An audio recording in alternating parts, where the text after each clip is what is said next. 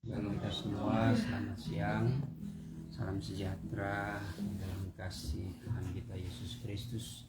Mari pada saat ini kita akan segera mulaikan geston doa puasa kita pada saat hari ini.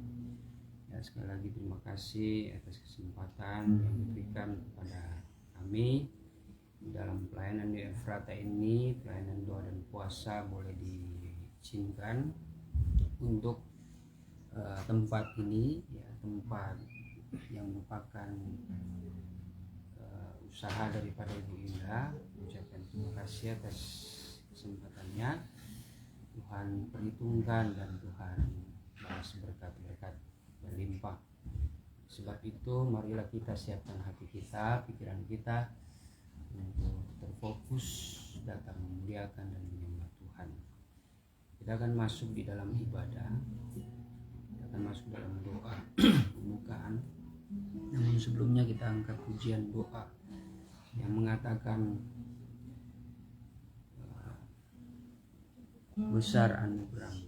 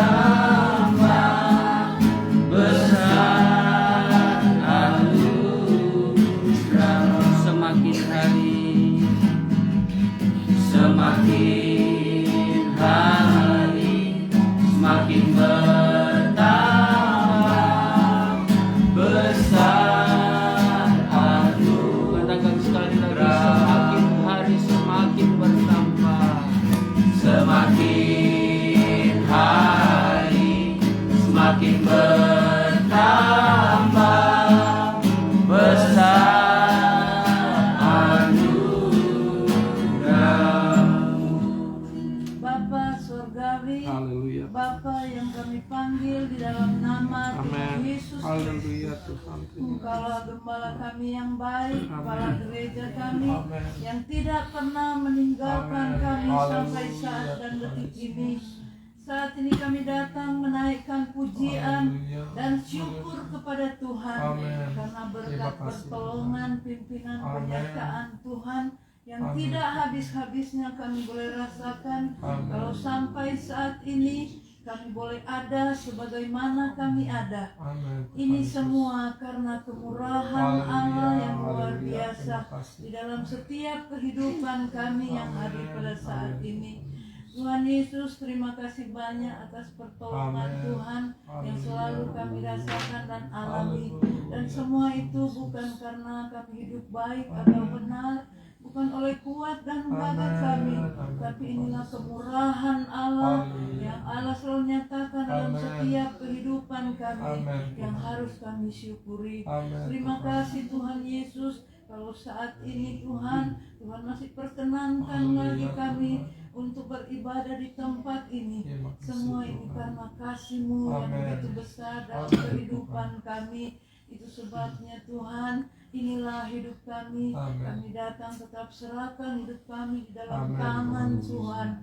Terlebih di mana kami mau beribadah Tuhan, mengakhiri doa puasa kami saat ini. Ya Tuhan, kami Engkau berikan kami Tuhan kesungguh-sungguhan, biarlah kesempatan dan waktu saat ini kami boleh pergunakan dengan baik, sehingga kami datang boleh mempersembahkan hidup kami semua untuk menjadi korban yang hidup, kudus dan yang berkenan kepada Tuhan, sehingga saat kami pulang ke rumah masing-masing kami punya berkat yang luar biasa dari Tuhan. Itu berkat rohani yang memberikan kekuatan iman percaya kami, terlebih menghadapi situasi dunia yang penuh dengan tantangan ini. Kepada siapa kami mau lari kalau bukan lari kepada Tuhan, memampukan kami, Tuhan yang memberikan kekuatan kepada kami. Terima kasih Tuhan Yesus. Inilah hidup kami tetap serahkan di dalam tangan-Mu. Berpuji-pujilah nama-Mu. Tak lupa juga kami doakan Ibu Indah sekeluarga yang sudah mengizinkan kami untuk beribadah di tempat ini. Semuanya Tuhan Engkau perhitungkan dan balaslah berkat kepada keluarga di tempat ini, Ibu Indah. Terima kasih Tuhan. Kami buka acara ibadah kami saat ini dan kami alaskan hanya di dalam nama Tuhan Yesus Kristus, Tuhan dan Juru Selamat kekasih jiwa kami. Haleluya. Amin. Puji Tuhan. Mari kita buka Alkitab kita. Dalam kitab Keluaran pasal yang ke-15 ayat yang ke-26. Kitab Keluaran pasal yang ke-15 ayat yang ke-26. Demikian firman Tuhan. Firman-Nya, jika kamu sungguh-sungguh mendengarkan suara Tuhan Allahmu dan melakukan apa yang benar di matanya dan memasang telingamu kepada perintah-perintahnya dan tetap mengikuti segala ketetapannya, maka aku tidak akan menimpakan kepadamu penyakit manapun yang telah kutimpakan kepada orang Mesir. Sebab aku, Tuhanlah yang menyembuhkan engkau. Puji Tuhan. Jadi dalam ayat firman Tuhan saat ini, sebagai orang-orang yang memiliki iman, tabib penyembuh, tabib yang sempurna itu hanya datang daripada Tuhan. Ya. Memang di dalam dunia ini ada 3 tabib. Tabib dari manusia, tabib dari iblis, dan tabib dari Tuhan. Di dalam kehidupan kita sebagai orang beriman, kita harus meminta hikmat kepada Tuhan. Di dalam kehidupan kita beraktivitas melayani pekerjaan Tuhan, ya kita bekerja keras, kita melakukan kegiatan, kita makan dan minum, ya, kita menjaga pola hidup kita ya, dengan berolahraga, yaitu perlu diperhatikan ya. Karena yang menjadi tujuan Allah dalam kehidupan gerejanya, yaitu saya dan saudara, Dia hendak menyempurnakan kita roh, jiwa, dan tubuh. Nah, dan sebenarnya saudara, cara Tuhan memelihara kita itu dengan mengizinkan kita kembali lagi kepada kita ya. sampai mana keseriusan kita untuk membawa hidup kita, ya, dalam diri manusia yang terdapat 3 unsur ini, roh, jiwa, dan tubuh itu, yang kita kerjakan itu mempengaruhi ketiga unsur ini supaya masuk kepada kesempurnaan. Nah, itu kan butuh pengetahuan. Dari pengetahuan itulah kita sebagai orang percaya ya tentu berasal dari firman Tuhan. Pengetahuan itu yang membuat kita menjadi orang beriman. Sederhananya kalau kita orang beriman, ya kita adalah orang yang berhikmat, seharusnya seperti itu. Karena iman itu dikatakan timbul dari pendengaran akan firman Allah. Ya. Jadi ya bisa kita katakan diri kita ini adalah orang yang cerdas, orang yang pintar, ya. Walaupun ya masing-masing dengan bidangnya sesuai dengan kemampuan itu Tuhan percayakan. Tetapi kalau kita mau mengambil kesimpulan dari sudut pandang Alkitab, kita ini orang-orang percaya adalah orang-orang yang bisa dikatakan lebih berhikmat dari orang-orang dunia ini. Kenapa? Karena hikmat yang kita miliki itu yang menyelamatkan kita. Ya. Mungkin maaf kata, sekalipun banyak kekurangan kita di dalam dunia ini, kita tidak terlalu cerdas, kita tidak memiliki kepintaran yang mungkin ada, tapi ya rata-rata sajalah, ya. Tidak sepintar orang-orang dunia, ya, orang-orang di atas sana. Namun dengan hikmat Allah itu membuat kita justru mengalami keselamatan yang sebenarnya daripada orang yang pintar, tetapi kurang daripada hikmat Allah. Itu yang menyelamatkan kita. Ya sederhananya seperti itu. Tapi Tuhan selalu mengingatkan, jangan juga kita merasa punya hikmat Allah kita selamat, lalu kita menghakimi yang lain. Bukan seperti itu. Tetap oleh hikmat itu juga firman Allah itu kan begitu luas. Kita salah satunya diajarkan rendah hati. Itu yang tidak penting. Nah, kalau berbicara tentang hikmat, ya, disinilah kita akan mengetahui bagaimana dengan hikmat itu ada ya 3 roh yang bekerja, roh manusia, roh iblis, dan roh Tuhan. Dan saat ini ya berbicara tentang 3 tabib. Tabib dari manusia, tabib dari setan, tabib dari Tuhan. Ini suatu penguraian yang cukup panjang, tapi saya coba singkatkan ya. Nah, kalau berbicara tabib yang daripada Tuhan, kesimpulannya ya satu saja. Tuhan kalau menyembuhkan ya itu dengan cara mujizat yang heran. Dalam hitungan detik itu bisa sembuh ya. Terlebih yang dimaksud dengan Tuhan menyembuhkan saya dan saudara yaitu lewat darah Yesus ya. Itu kesembuhan yang membawa kita kepada kehidupan yang kekal. Manusia tidak bisa memberikan itu. Namun yang ingin saya sampaikan dalam kehidupan kita sehari-hari, kita diperhadapkan dengan tabib manusia dan tabib iblis. Ya. Nah, bagaimana kita menghadapinya? Bagaimana kita menyikapinya? Salahkah kita kalau pergi ke dokter manusia? Ya.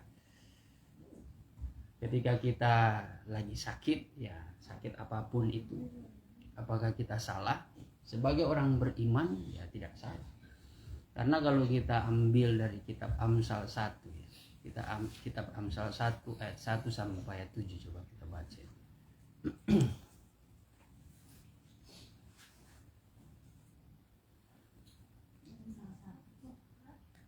Amsal Salomo bin Daud Raja Israel Ya. untuk mengetahui hikmat dan didikan, untuk mengerti kata-kata yang bermakna. Amsal Salomo ini ya adalah untuk mengetahui hikmat dan didikan ya. Terus Untuk mengerti kata-kata yang bermakna. Ya, kata-kata yang bermakna. Untuk menerima didikan yang menjadikan pandai. Ya, yang menjadikan pandai ya. Terus serta kebenaran, keadilan dan kejujuran. Nah, itu sudah ada itu ya. Itu yang dicari manusia lewat pengetahuan dunia, terlebih ya. Firman Allah ini ya menjadi bagian tidak terlepas ya. Yang membuat manusia itu ketika dia dekat dengan firman Allah itu menjadikan dia pintar ya, memahami pengetahuan yang ada di dunia ini ya. Mereka memiliki kecerdasan ya. Terus untuk memberikan kecerdasan ya, memberikan kecerdasan kepada orang yang tak berpengalaman. Kepada orang yang tak berpengalaman. Nah, terus. Dan pengetahuan serta kebijaksanaan kepada orang muda. Pengetahuan dan kebijaksanaan bagi orang muda yang tidak berpengalaman. Jadi orang yang bijaksana. Kalau dia dekat sama Tuhan ya dalam konteks ayat pokok kita. Kalau kita menaruh telinga kita melakukan apa yang menjadi perintah-perintah Tuhan. Kita mau menuruti kebenaran firman Tuhan. Ya orang-orang muda menjadi orang-orang muda yang bijaksana. Nah, terus. Baiklah orang bijak mendengar dan menambah ilmu. Nah, orang bijak pasti mendengar dan selalu mau belajar, menambah-nambahkan ilmu. Jadi walaupun sudah usia tua ya, kalau selama kita masih ada kebijaksanaan kita tetap belajar terus. Ya, walaupun merasa sudah tua, sudah mau dipanggil Tuhan, buat apa lagi belajar? Oh, salah itu. Justru kita mau salurkan itu untuk anak-anak muda, generasi penerus kita, anak cucu kita ya. Kita harus berpikir seperti itu. Terus? Dan baiklah orang yang berpengertian memperoleh bahan pertimbangan. Ya, orang yang berpengertian memperoleh bahan pertimbangan. Nah, terus. Untuk mengerti amsal dan ibarat. Ya. Perkataan dan teka-teki orang bijak. Ya, terus. Takut akan Tuhan adalah permulaan pengetahuan. Takut akan Tuhan adalah permulaan pengetahuan. Tetapi orang bodoh menghina hikmat dan didikan. Terima kasih. Ya, kuncinya itu. Kalau kita mau menjadi orang yang pinter ya, secara manusiawi ya, kita adalah orang-orang yang kuncinya itu adalah takut akan Tuhan. Tapi kalau orang-orang yang pinter tapi menghina hikmat ya, tidak mau mendengarkan hikmat Allah, firman Allah ya, itu bodoh di mata Tuhan. Bodoh itu di mata Tuhan. Justru bisa membahayakan dirinya. Kebodohan yang seringkali nampak itu kesombongan. Makanya orang yang pintar tapi tidak takut akan Tuhan sombong mereka. Ya, merasa diri paling betul, paling benar, paling pintar. Nah, disinilah kalau itu terjadi dalam kehidupan manusia, dia sebagai tabib yang penyembuh, ya, yang bisa menyembuhkan sakit penyakit. Ya, kalau kita ketemu dengan profesor, spesialis, ya, jantung, spesialis paru-paru, lihat bagaimana sikap mereka yang kalau rendah hati, enak ya, rasanya berdiskusi, konsul dengan mereka itu enak, bahkan mereka tidak segan-segan memberikan penawaran, memberikan fasilitas, ya, mereka memberikan suatu masukan-masukan. Bahkan kalau kita ketemu yang seiman, itu adem sekali dia punya kata-kata, semangat, Tuhan pasti tolong. Nah, itu kan seperti dengar itu seperti satu roh, kita pun dikuatkan ya. Dari sini kita bisa mengerti saudara ya. Jadi kepintaran manusia itu jikalau dipakai dengan melakukan hal yang benar, ya itu sesungguhnya itulah urapan daripada Tuhan. Tidak salah sebagai orang beriman ya pergi ke dokter ya. Pergi ke dokter itu tidak salah. Hanya saja kalau kita sudah punya pengertian ya bahwa ada tabib di atas segala tabib, yaitu Tuhan, ya setidaknya kita minta izin dulu kepada Tuhan. Tuhan, saya mau pergi ke dokter, kuduskanlah dokter itu, ya, kuduskanlah obat-obat itu. Kalau saudara betul-betul beriman tidak mau pakai dokter manusia, saya percaya itu lebih bagus lagi, ya. Lebih bagus, saudara tidak perlu ke dokter, tapi saudara juga harus hidup sehat. Jangan saudara beriman kepada Tuhan, tapi saudara makan banyak, bagi makanan berkolesterol, bikin darah tinggi, ya, jarang minum air putih, yang merasa minum air firman kok tidak ada ya, itu kan udah nggak benar ya. Sementara iman itu adalah pengetahuan ya, yang mengetahui seluruh alam semesta ini, terlebih sampai kepada pengetahuan sorga. Sementara alam semesta ini itu terjadi karena hikmat dari sorgawi. Nah, jadi luar biasa kalau hikmat sorgawi itu tidak sesempit ya kepintaran manusia. Kepintaran manusia ya cuma di ujung jari Tuhan kan ya. Tapi orang yang takut kepada Tuhan, orang yang rendah hati, itu semakin hari diberi kelimpahan ya. Apalagi ya berbicara tentang anugerah itu akan diberikan kesuburan rohani ya. lewat karunia di sini ya kita tidak berbicara dalam penyembahan, tapi karunia hikmat yang akan membuat kehidupan kita sebagai orang percaya bisa senantiasa waspada, baik menjaga memelihara kesehatan tubuh menjadi tanggung jawab kita ya. Supaya kita disempurnakan, Tuhan pun mau melihat usaha kita menjaga tubuh kita. Ya, kalau kita ingin ada kerinduan melayani Tuhan, mau melihat mujizat daripada Tuhan, kita rindu puasa ya boleh. Tapi kalau lagi sakit, kalau mungkin ada banyak pekerjaan, ya itu kan semua hikmat itu akan bekerja. Ya, akan bekerja. Apakah kita mampu? Jangan kalau kita paksakan kita malah jatuh sakit. Akhirnya tidak sampai lalu kita paksa puasa 3 hari, tidak sampai 3 hari, cuma sampai 2 hari buka. Ya, akhirnya buka puasa. Ketika buka puasa, tambah sakit lagi. Nah, kan bukan seperti itu. Jalan-jalan ya, kalau dalam hal beribadah juga ya, kalau memang tidak mampu dalam hal melayani juga, sudah lagi sakit jangan dipaksakan. Ya balik lagi ya, kembali lagi kalau kita beriman, kami pun tidak bisa memaksakan. Sekalipun dia mau beriman, tapi lagi sakit loh, nggak apa-apa ya. Kita sebagai hamba Tuhan bukan berarti kita kompromi, tapi kita juga memakai hikmat ya. Daripada keterbatasan tubuh manusia, kita berusaha mencari ya, mungkin bisa kita alihkan ya, mungkin minggu depan saja dalam keadaan sehat supaya semua fit. Jangan kau lagi melayani tiba-tiba roboh, kan kita juga resah, kita juga tidak sejahtera karena Tuhan tiba-tiba mungkin khotbah langsung roboh. Nah, kecuali ada sehat-sehat tidak kelihatan sakit-sakit, tiba-tiba roboh ya sudah waktu Tuhan kali. Tapi kalau udah sakit-sakit mau melangkah naik itu tangga di mimbar saja nih, darah Tuhan yang berkuasa. Kalau sudah tinggi begitu, kasihan, semua bangsa sekali ya. Apalagi yang Efrata kebanyakan ya sudah usia tua ya, terkadang mau naik itu pun rasa lutut sudah tidak kuat ya. Paha seperti sudah kencang ya, apalagi seperti mertua daripada Sam, ya. Tapi ya itu semangat ya, kita pun tidak bisa menahan. Terus semangatnya beliau ya mau menahan apa lagi, cuma kan kasihan saja, mau naik itu mesti diangkat ya. Ibu Kinlan lagi, Ibu Kinlan biar dilarang-larang biar semakin maju. Tidak, damai sejahtera lah, sukacita Roh Kudus pasti. Dia punya gaya bicara kan, pasti senantiasa menyertaiku. Ya sudah, yang penting kita juga sudah memberikan pandangan yang lain dalam arti yang wajar, yang normal. Kinlan jangan paksakan diri ya. Tapi kalau memang sudah imannya, kita pun tidak mau tahan ya. Dia punya iman, nanti konsekuensi dia tanggung sendiri. Tapi kami percaya ya Tuhan mengerti lah, Tuhan tahu segala perkara. Jadi dalam hal ini, sebagai tabib manusia ya itu tidak dipersoalkan. Selama tabib itu juga melakukan hal yang benar ya. Ya kalau dia melakukan ketidakadilan juga, itu salah juga.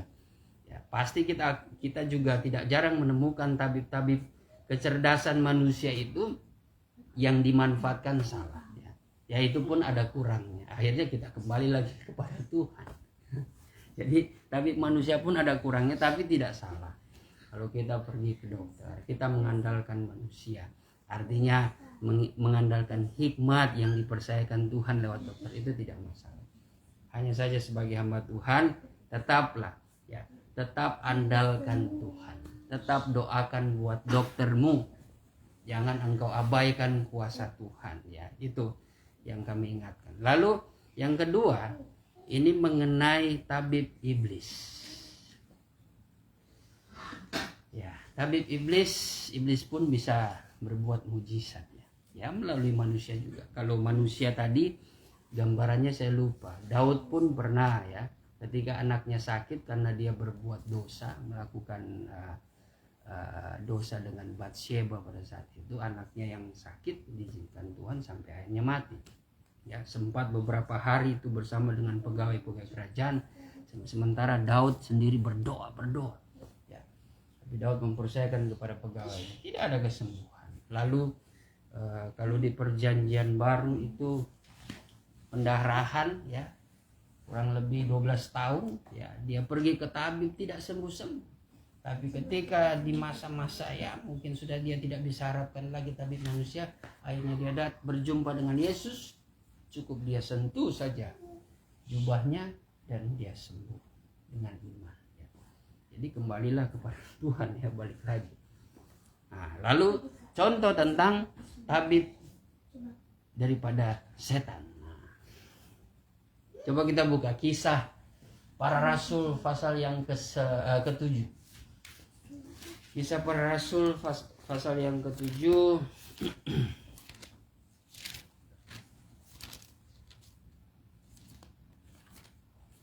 Kisah Para Rasul di Perjanjian Lama atau Perjanjian Baru?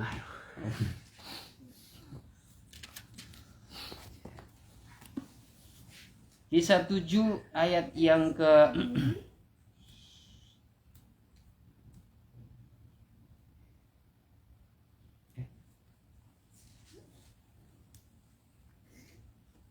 si Simon itu, Simon yang di Samaria. Kisah 7 ya? 7 atau 8? Simon yang penyihir itu. 8 ya? Ayat berapa itu? Iya, ya betul. Kisah 8 ayat 9, coba baca. Seorang yang bernama Simon telah sejak dahulu melakukan sihir di kota itu dan mentakjubkan rakyat Samaria. Nah, Simon ini melakukan sihir dan mentakjubkan orang-orang Samaria. Nah, terus. Serta belaga, Ya. seolah-olah dia seorang yang sangat penting. Ya, seolah-olah ia seorang yang sangat penting. Wah, ini Simon ini ya. Terus dulu. Semua orang besar kecil mengikuti dia dan berkata, orang ini adalah kuasa Allah yang terkenal sebagai kuasa besar. Wah, dikenal orang, dianggap orang, dia memiliki kuasa Allah. Nah, ya, tidak kurang tidak lebih lah di zaman sekarang seperti itu ya. Merasa ya walaupun dengan cara dukun paranormal, wah ini ada kuasa Tuhan Yesus Kristus, kuasa Allah ini ya yang bekerja. Kenapa? Karena penampilannya seperti pendeta. Mungkin seperti itu. Terus Dan mereka mengikutinya karena sudah lama ia mentakjubkan mereka oleh perbuatan sihirnya. nah, oleh perbuatan sihirnya ternyata ya. Jadi dalam hal menyembuhkan, dalam hal entah apalah dia lakukan hal-hal yang mengherankan ya. Kalau bermain sulap tidak mungkin ya. Tapi kayaknya ini seperti menyembuhkan sakit penyakit, melakukan hal mujizat apapun itu ya. Tapi dengan cara sihir ya. Terus Tapi sekarang mereka percaya kepada Filipus yang memberitakan Injil tentang kerajaan Allah. nah, namun saat ini ketika itu mereka lebih percaya Filipus. Bahkan di sini firman Tuhan menuliskan pertama yang dikatakan siapa itu Filipus? Dia adalah seorang yang memberitakan Injil. Nah, terus Dan tentang nama Yesus Kristus. ya. Dan mereka memberi diri mereka dibaptis baik laki-laki maupun perempuan. Ya. Simon sendiri juga menjadi percaya. Dan sesudah dibaptis ia senantiasa bersama-sama dengan Filipus. Ya. Dan takjub ketika ia melihat tanda-tanda dan mujizat-mujizat besar yang Simon pun ya dengan kuasa yang dimiliki Filipus akhirnya dia pun menjadi percaya ya, menjadi percaya kepada Filipus, bahkan dia memberi diri dibaptis. Nah, luar biasa. Dia yang menipu banyak orang dengan cara sihir ya, dia memberi diri dibaptis dan percaya ya. Nah, terus dulu tapi Ketika rasul-rasul di Yerusalem mendengar bahwa tanah Samaria telah menerima firman Allah, mereka mengutus Petrus dan Yohanes ke situ. Setibanya di situ, kedua rasul itu berdoa supaya orang-orang Samaria itu beroleh Roh Kudus. ya, jadi ketika Filipus sudah memberitakan Injil, tampaknya Filipus ini menjadi seorang hamba Tuhan yang diutus sampai kepada pemahaman baptisan air. Nah, tetapi dalam kapasitas dibawa sampai kepada anugerah Roh, wah itu diminta. Ya, mungkin yang lebih senior, ya mungkin ya bahasa bebas. Tolong panggil itu Petrus dan Yohanes ya. Ya. Dan datanglah mereka, disitulah mereka melakukan tugas mereka, melanjutkan iman mereka ya, iman jemaat saat itu sampai kepada baptisan Roh Kudus. Nah, itu. Jadi Filipus dalam arti di sini bukan dia tidak penuh roh ya, tapi ya bisa dikatakan dari pembacaan ini Filipus tahu kapasitas tugas-tugasnya ya. Tugas-tugasnya. Tidak main ambil hak ya. Terus Sebab Roh Kudus belum turun di atas orang pun di antara mereka. ya. Karena mereka hanya dibaptis dalam nama Tuhan Yesus. Ya, mereka hanya dibaptis dalam nama Tuhan Yesus. Nah, di sini pun udah menjadi hal-hal yang membuat kita mengerti bahwa dibaptis air dengan nama Tuhan Yesus Kristus itu pun belum cukup. Ya. Jadi harus sampai kepada penuh dengan Roh Kudus. Ya, terus, Kemudian keduanya menumpangkan tangan di atas mereka, lalu mereka menerima Roh Kudus. ya, Jika Simon melihat bahwa pemberian Roh Kudus terjadi oleh karena rasul-rasul itu menumpangkan tangannya, dia menawarkan uang kepada mereka. kayaknya belum ada perubahan ini Simon ya. Belum ada pertobatan menurut saya. Karena kan pertobatan dari bahasa asli itu metanoia, perubahan pola pikir ya. Perubahan hidup. Lewat ketika kita hidup dalam Kristus, kita dibaptis dalam Kristus, harusnya kita sudah meninggalkan kehidupan yang lama ya. Tapi ini Simon nampaknya belum ada perubahan.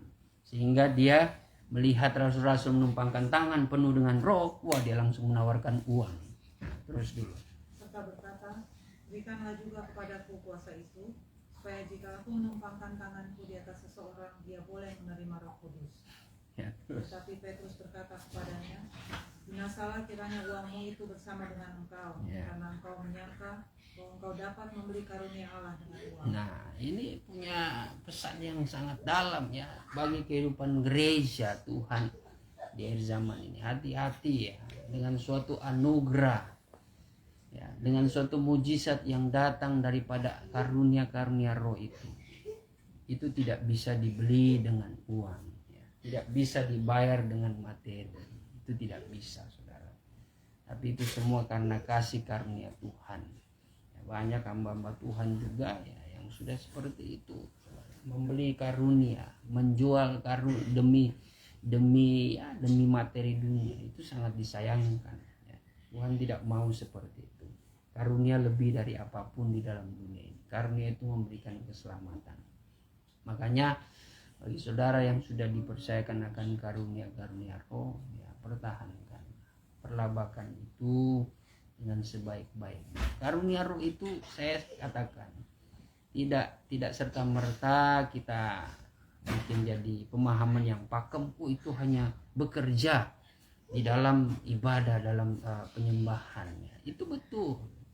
Lalu kita berpikir kalau dalam kehidupan sehari-hari, dalam pekerjaan, dalam aktivitas ya, dalam kita bergaul itu tidak bekerja. Bekerja itu ya. Bekerja, karunia hikmat, karunia marifat itu bekerja.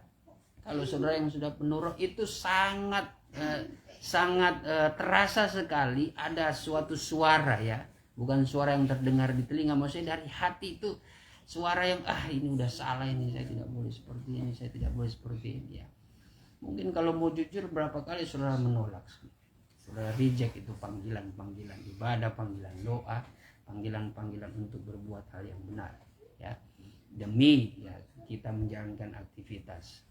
Tapi bagaimana ya kehidupan kita jalani ya, balik lagi kita mungkin kami sebagai hamba Tuhan tidak bisa menghakimi ya kehidupan aktivitas jemaat di luar sana ya.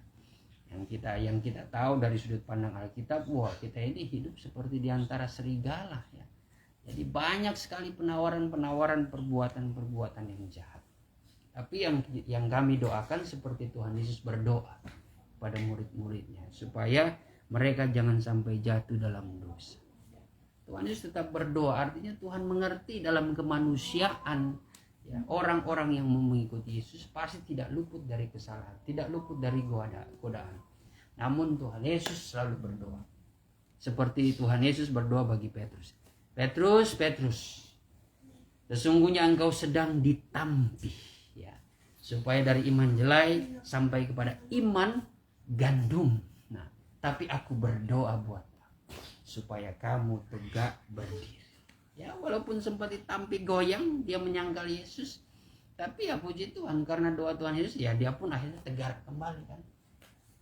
Itu terjadi ya, kami juga sebagai hamba Tuhan seperti itu ya. Kita mungkin tahu segala aktivitas jemaat, kita mungkin tidak tahu segala aktivitas jemaat, tapi kita bisa melihat keadaan dunia dengan segala keinginan dunia ini. Banyak sekali pengaruh-pengaruh untuk berbuat jahat. Jangankan saudara, kami pun pasti diperhadapkan dengan dunia yang jahat. Tapi kami berdoa supaya jangan sampai jatuh di dalam dosa.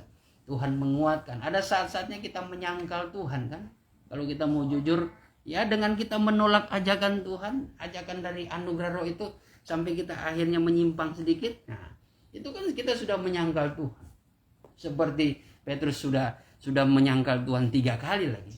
Dan kalau kita melihat di filmnya ya, Tuhan Yesus yang sudah dicambuk, dia cukup haga bagi ini kasih. Ya, Petrus teriris-iris lihat tuh haga bagi ini. Tuhan langsung mungkin mendramatis, dia semua nangis, dia menyesal sekali.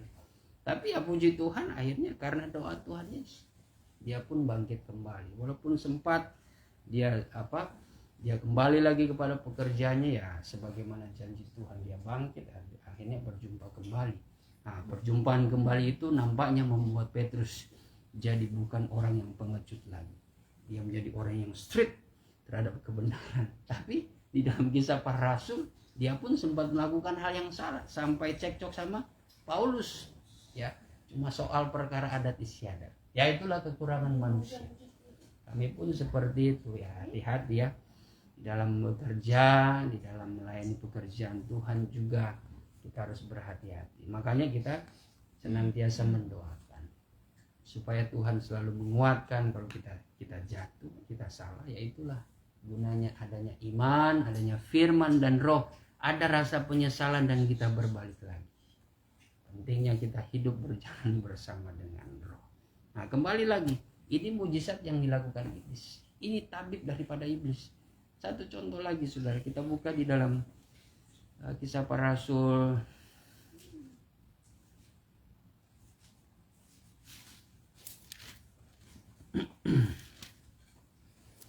Kisah pasal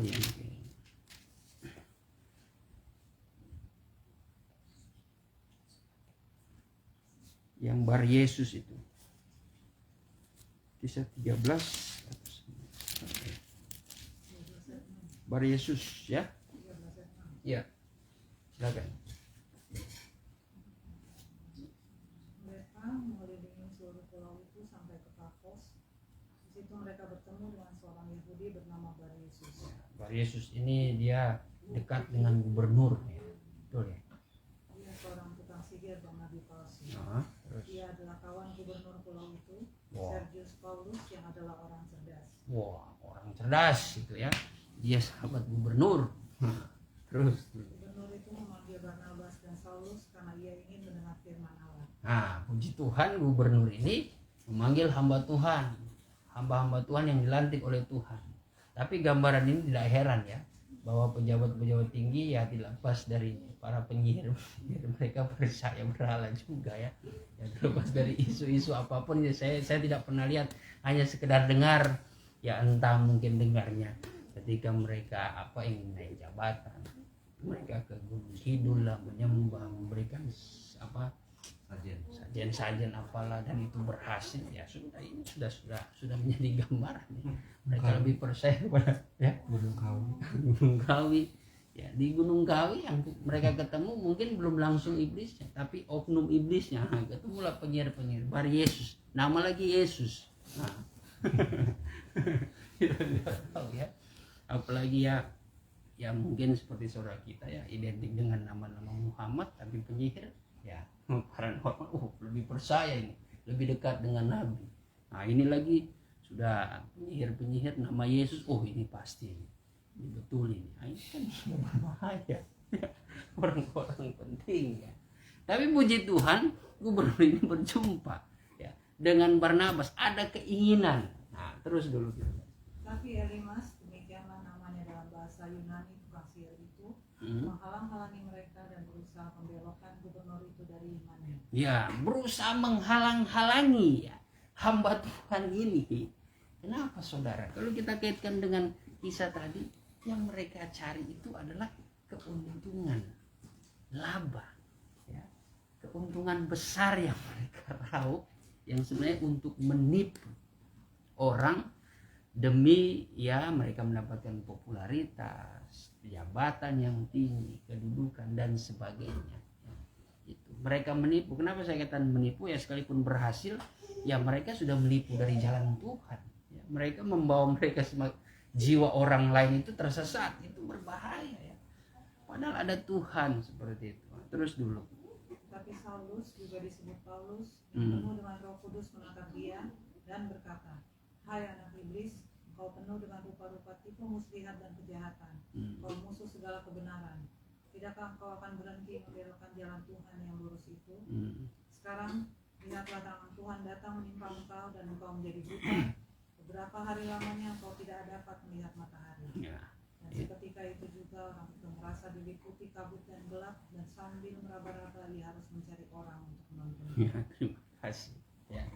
Jadi ya itu kuasa yang dimiliki hamba Tuhan ya oleh Paulus. Nah itu memang harus tegas itu ya, harus tegas menyatakan pemberitaan Injil. Ya itulah tugas gereja ya. Ini hanya sebagian beberapa saja, saya tidak mau teruskan lagi. Tugas gereja bagi jemaat umat Tuhan supaya kita ini sebagai orang percaya, pertama-tama kalau kita mau mengalami kesembuhan yang daripada Tuhan, entah kesembuhan batinia kita, kesembuhan rohani kita, atau tubuh jasmani, ya, tetaplah kita beriman kepada Tuhan. Saudara secara tubuh jasmani mencari dokter, ya itu tidak salah, ya, tidak salah. Tapi kalau mungkin ada saat-saatnya sudah tidak ada jalan lagi, ya mungkin itu cara Tuhan memakai situasi yang akhirnya membawa kita kepada bersujud dan mengangkat tangan kepada Tuhan. Ya, mungkin itu cara-cara Tuhan. Ya. Semakin hari ya kita semakin dihabiskan harta kita oleh karena sakit penyakit. Ya, mau gimana? Berarti mungkin itu sudah diizinkan Tuhan. Dan yang terutama itu kita harus kembali kepada kasih yang mula. Sebagai ayat penutup ya, saya teringat di Yakobus 5 ayat yang ke-16. Yakobus 5 ayat 16.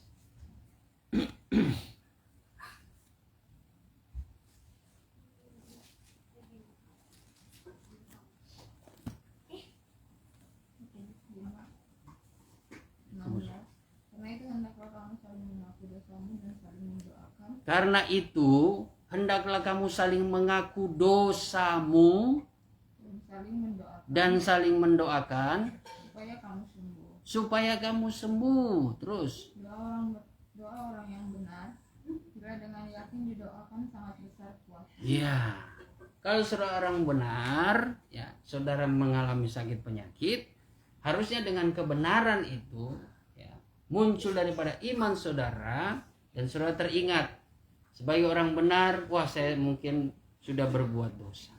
Sekalipun saudara merasa benar ya, dalam kerendahan hatimu, saudara ketika diperhadapkan dengan Tuhan, oh jauh. Saudara tetap nampak seperti Kirmizi. Tapi kerendahan hati saudara, penyerahan saudara meminta ampun daripada Tuhan, oh Tuhan akan bersihkan itu. Yang terutama minta ampun dulu.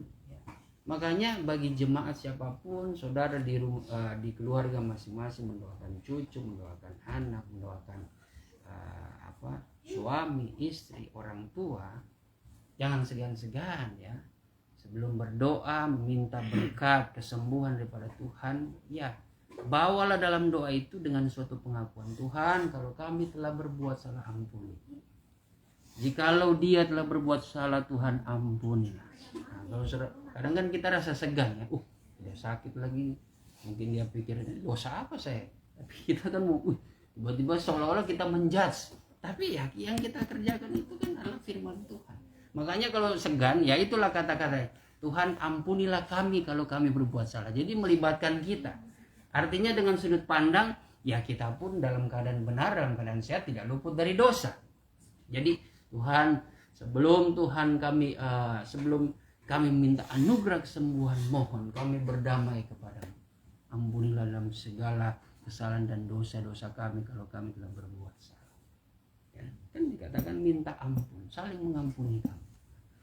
Kita kan tidak tahu orang sakit itu ya mungkin diizinkan Tuhan karena berawal dari ada dendam. Kita tidak tahu, ada yang seperti itu. Sehingga kalau dia mungkin mendengar hal itu, wah itu dulu yang dibereskan hatinya, dia bersuka cita. Bahkan mungkin sakit penyakit yang dia alami itu, dia bisa rela, ya sudahlah kalau memang sudah waktunya Tuhan, aku bersyukur dengan penyakit. Yang penting hatinya itu damai sejahtera. Dia sudah mengampuni, itu kan yang terutama. Ya puji Tuhan kalau dia sembuhkan, ya puji Tuhan. Tapi dengan adanya damai sejahtera, tubuh jasmani dalam keadaan sakit pun terkadang itu bukan hambatan bagi dia. Dia malah ada rasa syukur kepada Tuhan. Ya sudah. Tapi kalau ada rasa dendam, biarpun dia sembuh, dia semakin galak itu. Ya. Kalau perlu setelah saya sudah sembuh, kamu yang sakit, kamu rasakan. Karena ada dendam. Itu yang paling penyakit yang paling berbahaya. Ya makanya kita diingatkan, doa orang benar itu besar kuasanya ya. Karena doa dengan penuh kerendahan hati, ya, sadar akan diri kita dengan penuh kekurangan, minta ampun kepada Tuhan. Disitulah kita akan melihat mujizat Tuhan. Nah, jadi firman Tuhan saat ini kita sudah diberikan gambaran. Waspada dengan tabib iblis, ya, bisa menyembuhkan, tapi hati-hati saja. Ya. Lalu dengan manusia itu tidak salah. Walaupun ya kita pun tidak sedikit ya, masing-masing pernah mengalami. Mungkin maaf kata dokter-dokter yang curang, perawat-perawat yang curang, kita tidak tahu. Sistem rumah sakit yang curang, yang akhirnya ya banyak kasus lah yang justru orang akhirnya meninggal cuma karena nunggu aturan-aturan rumah sakit. Nah, itu kan terjadi ya. Kita tidak pernah tahu ya, bukan menghakimi. Kalaupun dalam hal tabib manusia dan iblis pun itu masih diragukan ya. Akhirnya kembali lagi ya, kepada firman Tuhan dengan kuasa Allah. Itu kuncinya. Makanya ayat pokok kita mengatakan firman-Nya, jikalau kamu sungguh-sungguh mendengarkan suara Tuhan Allahmu dan melakukan apa yang benar di mata Tuhan, memasang telinga kita ya untuk perintah-perintah Tuhan dan tetap mengikuti segala ketetapannya, maka aku tidak akan menimpakan kepadamu penyakit manapun. Artinya kalau kita setia menjalankan, melakukan kehendak Tuhan, itu menjadi suatu pencegahan untuk kita menerima malapetaka. Ya. Tidak akan ada malapetaka, harusnya seperti itu ya. Dan ini janji Tuhan. Ini janji Tuhan. Pasti ada berkat-berkat Tuhan. Seperti yang telah kutimpakan kepada orang Mesir ya. Mesir ini gambaran dunia ya. Gambaran dunia ini ya, itulah kehidupan kita. Kalau kita tidak mau kena tula-tula penyakit ya, yang Tuhan pernah lakukan di bangsa Mesir ya, kita jangan memiliki kehidupan seperti layaknya orang Mesir ya. Gambaran orang-orang dunia. Lalu dikatakan sebab aku Tuhanlah yang menyembuhkan engkau. Jadi di dalam sakit penyakit apapun yang saudara alami maupun saudara yang menyaksikan secara live streaming, penyembuh yang ajaib itu hanya datang daripada Tuhan. Percayalah kepada Tuhan dengan segenap hatimu. Ya.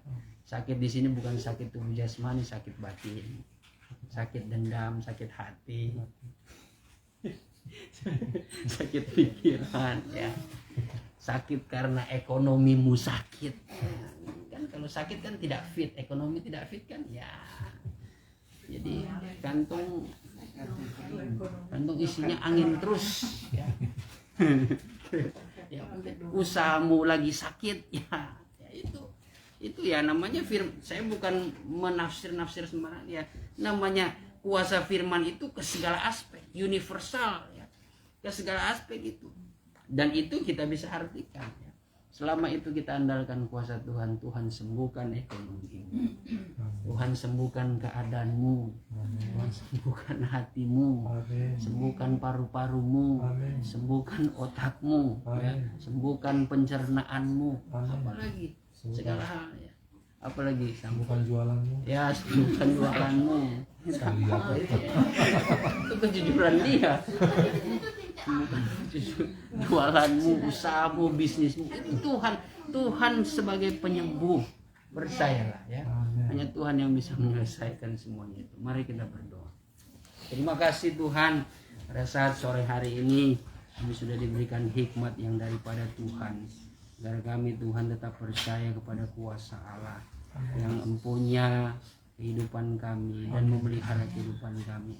Kami merendahkan diri Tuhan, ampunilah kami jikalau kami telah berbuat salah. Ampunilah kami dalam segala salah dan dosa kami Tuhan. Tapi biarlah Engkau sembuhkan kehidupan kami Tuhan, agar kami boleh menikmati anugerah-Mu yang senantiasa memberikan keselamatan dari segala mara bahaya yang menimpa, yang menjadi tantangan cobaan dalam hidup kami. Kami percaya selalu ada kebebasan di dalam Tuhan, selalu ada kemenangan di dalam Tuhan.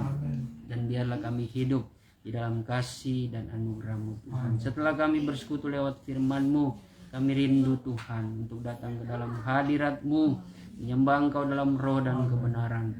Kami rindu lawatan-Mu, jamahan-Mu Tuhan, yang memberikan kekuatan iman, agar kami Tuhan tetap waspada di dalam menjalani hidup ini, tidak terbabit dengan segala hal-hal yang buruk, tapi kami tetap berjalan dalam kebenaran firman-Mu. Sebab itu Tuhan, urapilah kami semua Tuhan. Engkau yang menguduskan hati pikiran kami, bahkan tempat ruang ini juga Tuhan Engkau kuduskan. Segala bentuk kuasa kegelapan yang menghambat penyerahan kami tolak, usir semuanya itu di dalam nama Tuhan Yesus Kristus. Setan iblis kau pergi keluar. Darah Tuhan Yesus yang berkuasa. Redis IDB Disrai. Terima kasih Tuhan, kami siap menyembah Engkau di dalam nama Tuhan Yesus Kristus. Haleluya, haleluya. Ku sembah Kau, ku sembah Kau, Engkau yang layak untuk ku sembah.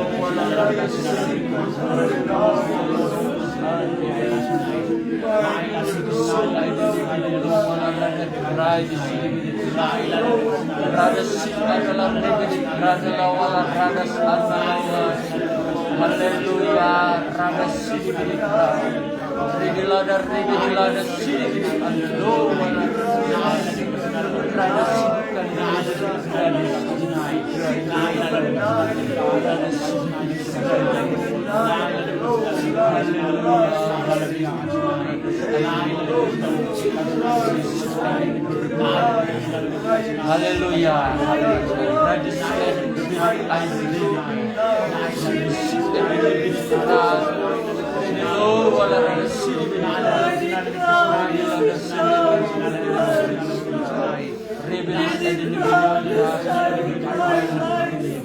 Berbicara dengan kami Tuhan.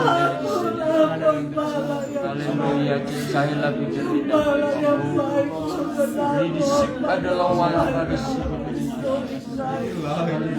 Demikianlah aku, hai hamba-Mu dan anak-anak-Mu.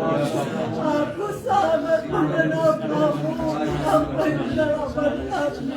Niscaya dan setawa saya.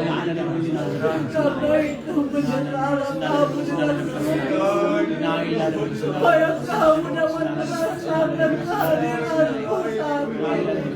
Karena aku sudah turun dari tahta-Mu yang maha tinggi. Karena aku rindu untuk melawat Kamu, hai hamba-Mu dan anak-Mu. Aku sudah datang dengan kasih-Ku melalui firman-Mu.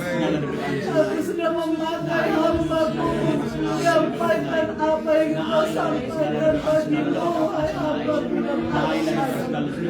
Sudahkah Kamu mengerti? Dikatakan masuk kebenaran firman yang sudah disampaikan kepada Kamu. Aku mau supaya Kamu menjadi sungguh-sungguh melakukan firman-Mu. Ini sejawat lagi. Jangan Kamu andalkan manusia, hamba-Mu dan anak-Mu. Tapi Kamu yang sudah merasakan Roh-Mu dalam kehidupan Kamu. Biarlah kiranya Kamu mengandalkan Roh-Mu senantiasa dalam kehidupan. Karena aku sanggup berbuat segala sesuatu bagi Kamu. Ini Kau di sana. Tidak ada yang mustahil bagiku, hamba-Mu dan anak-Mu. Asalkan Kamu bersungguh-sungguh dan kuat iman-Mu di dalam Aku.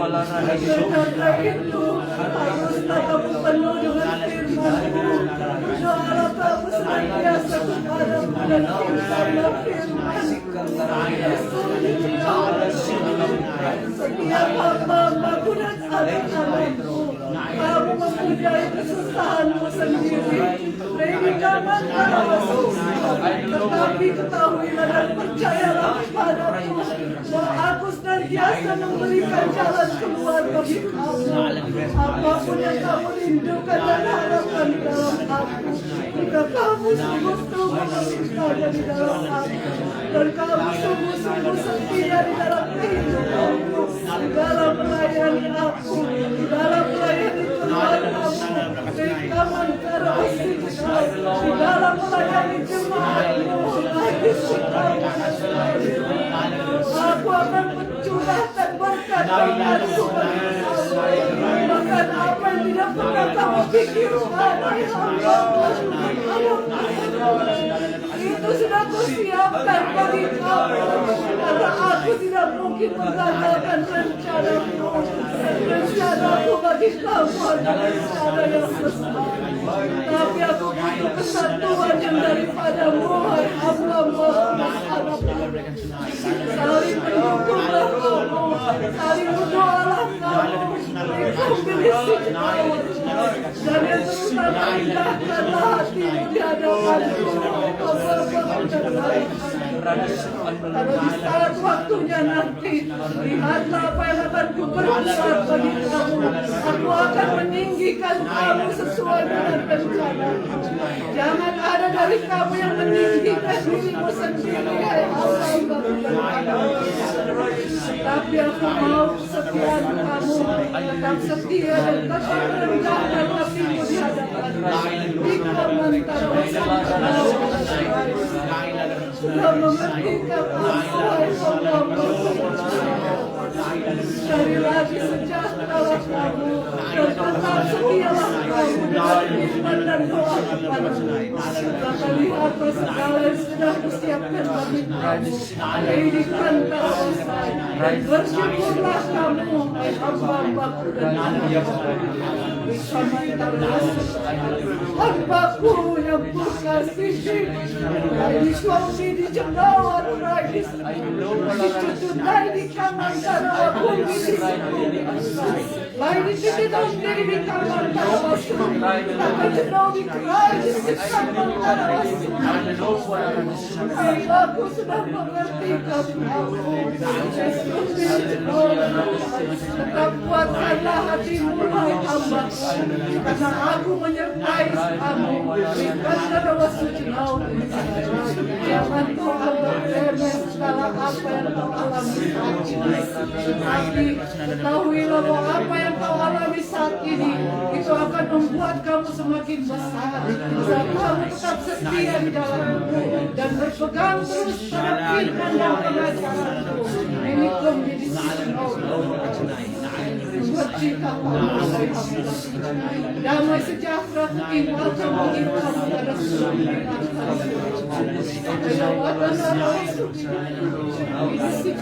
Haleluya, haleluya. Terima kasih Tuhan. Kami boleh merasakan hadirat kudus-Mu di tengah-tengah kami. Kami percaya, kami imani Engkau sudah menyembuhkan kami. Oleh sebab itu lewat kuasa firman-Mu Tuhan, kami percaya kami yang lemah akan mendapatkan kekuatan yang baru. Kami yang sakit mendapatkan kesembuhan yang daripada Tuhan. Kami yang susah hati mendapatkan penghiburan daripada kuasa Roh-Mu Tuhan. Engkaulah tabib yang sempurna atas hidup kami. Dan biarlah Tuhan kami menjadi orang yang setia, menjalankan setiap perintah-perintah-Mu Tuhan, agar kami boleh menerima berkat yang daripada Tuhan. Terima kasih Tuhan bagi seluruh sidang jemaat-Mu. Biarlah setiap anugerah maupun iman yang kami miliki, Engkau Tuhan senantiasa menyertai Tuhan, membangkitkan iman kami, membangkitkan anugerah-anugerah roh Tuhan yang Engkau sudah percayakan atas jemaat-Mu Tuhan, agar mereka boleh menjadi berkat bagi banyak orang. Terima kasih Bapa, terpujilah nama-Mu. Segala pergumulan kami Tuhan yang kami hadapi, pribadi lepas pribadi, kami percaya Engkau akan memberikan jalan keluar bagi kami. Terima kasih Tuhan, berkatilah kaum keluarga kami masing-masing dimanapun mereka berada. Orang tua kami, anak-anak kami, cucu kami Tuhan, Engkau tetap pelihara mereka. Sebagaimana Engkau sebagai penjaga Israel, Engkau menjaga kehidupan kami sebagai orang-orang Tuhan yang percaya kepada Engkau. Sebagai Israel rohani di akhir zaman ini, Kau pasti akan memelihara kami. Terima kasih Tuhan, terpujilah nama-Mu. Kau berkati juga Tuhan Ibu Indah bersama dengan keluarganya, bahkan usahanya, pekerjaannya yang berada di tempat ini. Engkau memberkati bersama dengan karyawan yang ada Tuhan. Engkau jamah senantiasa memberikan hikmat, kemampuan, terlebih hati mereka Tuhan, yang senantiasa mereka boleh dapat bekerja sesuai dengan tugas tanggung jawab mereka di tempat ini. Dan biarlah Tuhan mereka tetap merasakan berkat yang daripada Tuhan. Terima kasih Tuhan, tempat ini disuci kuduskan oleh-Mu. Jadikanlah tempat usaha ini Tuhan tempat yang boleh menjadi berkat bagi banyak orang. Terima kasih Bapa. Begitu juga berikan kekuatan, kesehatan bagi Ibu Indah sekeluarga. Pekerjaan mereka yang mereka kerjakan yang ada di luar negeri sana juga Kau berkati bersama anak dan anak mantu mereka Tuhan. Engkau tetap memberkati mereka. Terima kasih Bapak. Bahkan yang menyaksikan secara live streaming tidak terkecuali, Engkau menjamah, mengurangi, memberkati mereka yang setia mengikuti ibadah Tuhan secara live streaming. Tentu kuasa Allah tetap bekerja atas hidup mereka Tuhan, dan Engkau memberkati dalam segala pergumulan mereka. Terima kasih Tuhan Yesus. Kami akhiri ibadah Beston kami pada saat hari ini. Yang jalan diri yang kami lakukan, kami percaya diperhitungkan oleh Tuhan, sehingga tidak ada hal yang sia-sia yang kami kerjakan. Semuanya Tuhan Kau perhitungkan dan membalas berkat baru.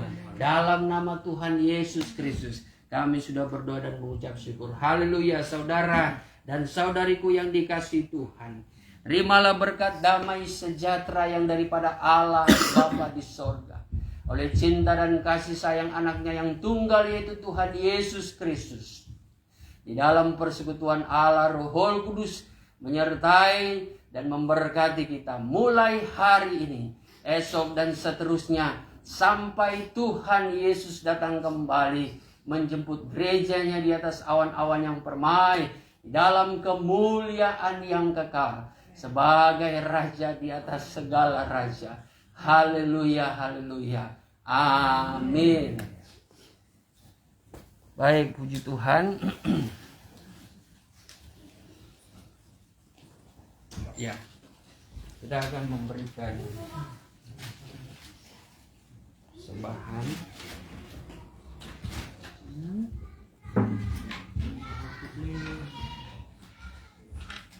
Sambil menunggu kita angkat pujian.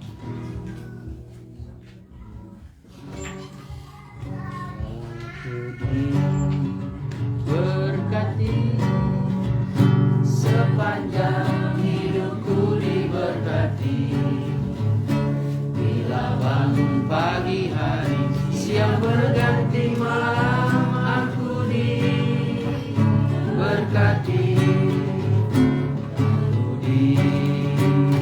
Berkati sepanjang hidupku, diberkati bila bangun pagi hari, siang berganti malam, aku diberkati.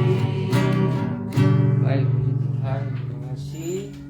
Kita akan berdoa untuk persembahan dan juga untuk berkat makanan yang jasmani. Stephen Mangke. Kita berdoa. Bapa di dalam surga, dengan berakhirnya ibadah doa dan puasa kami saat ini ya Tuhan, kiranya Engkau memberkati apa yang telah kami lakukan ya Tuhan. Bagi hamba-Mu ya Tuhan yang sudah melayani, Engkau memberkati dia ya Tuhan, pribadi dia ya Tuhan, baik sebagai gembala di tempat kami ya Tuhan, baik sebagai ya Tuhan kepala rumah tangga, baik pada masyarakat pada umumnya Tuhan. Engkau memberkati Tuhan dimanapun dia berada Tuhan. Segala apa yang dia kerjakan dengan mengandalkan Engkau, itu akan berhasil. Dan kami serahkan semuanya ke dalam tangan Tuhan. Peribadatan yang telah kami lakukan ini Tuhan, dan juga ya Tuhan kami sudah memberikan ya Tuhan korban persembahan kami. Engkau tilik dari tempat-Mu yang maha tinggi ya Tuhan, apa yang kami berikan kepada Engkau, karena apa yang kami berikan kepada Engkau tidak sebanding dengan apa yang Kau berikan kepada kami. Terima kasih ya Tuhan. Kami berdoa juga Tuhan untuk berkat jasmani yang akan kami makan minum dengan berakhirnya ibadah dan puasa ini Tuhan. Engkau memberkati segala berkat ini ya Tuhan. Engkau suci kuduskan Tuhan dengan kuasa darah-Mu ya Tuhan. Tangan-tangan yang sudah menyediakan, Engkau memberkati asal usul berkat yang akan kami makan minum juga ini. Engkau memberkati ya Tuhan. Tidak terkecuali dengan apapun ya Tuhan. Kami sambut semua ini. Kami akan akhiri ibadah dan puasa kami di dalam berkat nama Tuhan Yesus Kristus, Tuhan dan Juru Selamat kami. Haleluya. Amin. Amin. Puji Tuhan, shalom bagi kita semua. Tuhan Yesus memberkati. Shalom juga buat yang ada di sana. Salam buat keluarga. Tuhan Yesus memberkati.